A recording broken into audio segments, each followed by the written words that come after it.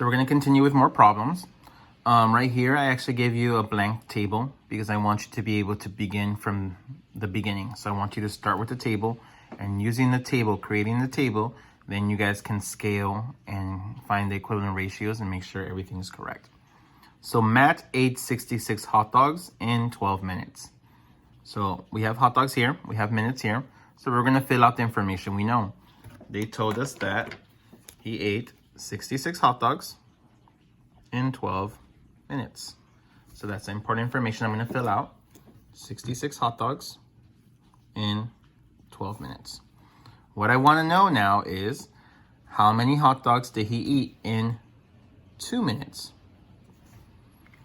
So I wanna figure out, okay, so I need to know how many he ate in 2 minutes. So obviously this is the part I'm looking for because that's what's missing. That's what your answer is going to be. And we're going to scale. So start with the side that's completed. This part is completed right here. I know that in all of our examples, we've always started with the bottom, but later on, we will have examples where we start with the top. So it doesn't matter if you start from the bottom or the top, as long as whatever you do on one side, you do to the other side. If you do something on the bottom, do the same thing on the top. If you do something on the top, do the same thing on the bottom. So in this situation, we're dealing with the bottom. What can we scale 12 to make it become 2? Realize in this situation, it's not like the other situations, because in the other ones, we made a small number become bigger, so we multiplied. Small number became bigger, so we multiplied. However, this time we have a big number and we're making it smaller. So instead of multiplying, what should we do? Correct, we should divide. Dividing makes the number smaller. What can you divide 12 by to make it 2? And that's 6. So since I'm dividing by 6, I'm gonna scale and do the same thing on the top. We're gonna divide by 6. 66 divided by 6 gives you 11. So that means that he ate 11 hot dogs in 2 minutes. And that's your answer. Don't forget that we can check to make sure our answer is correct. You're gonna cross multiply. 66 times 2 gives you 132. And then 11 times 12 also gives you 132. So guess what? I did it correctly because they're equivalent. Okay, I'm gonna slow down on this one because I want to make sure you understand this concept.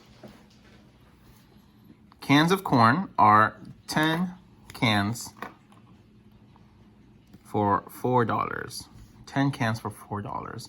How much for 15 cans? So you can see right here, we started off with the information they gave us in the first statement. 10 cans, $4, $4. Now we want to figure out is how much can we pay for 15 cans. So I'm looking for the price. I want to know the price of 15 cans. So in the previous examples, I want to take the time to show you. 1 by multiplying easily became 5. So there was a whole number that you were able to multiply to give you the answer right there. Same with this one. We were able to multiply 1 by 4, a whole number, to give us 4.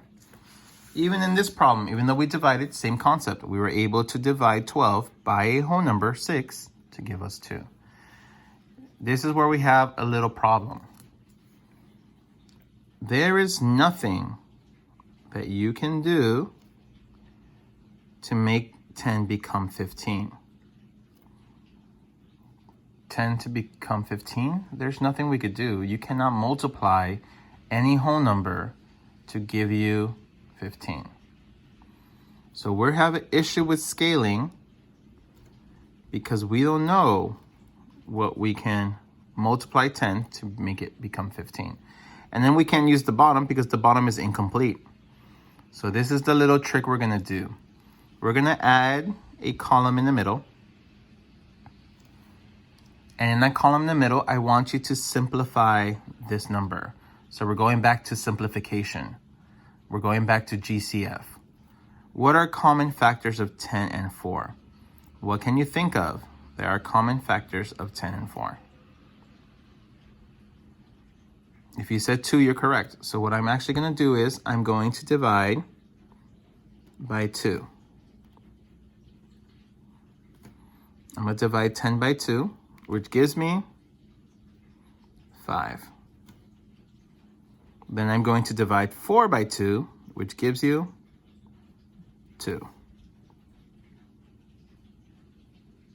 So once again, all I did was simplify my ratio. My ratio was 10 to 4.